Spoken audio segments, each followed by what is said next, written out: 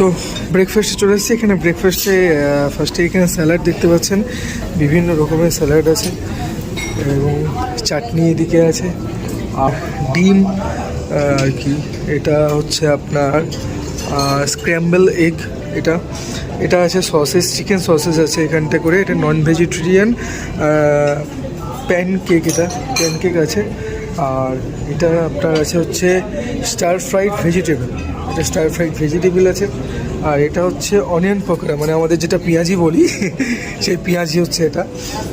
আর এটা হচ্ছে উপমা আর কি, মেবি সাউথ ইন্ডিয়ান না মহারাষ্ট্রিয়ান, যাই হোক। তো এটা আছে তো আপনার ছোলে ছোলে মশলা।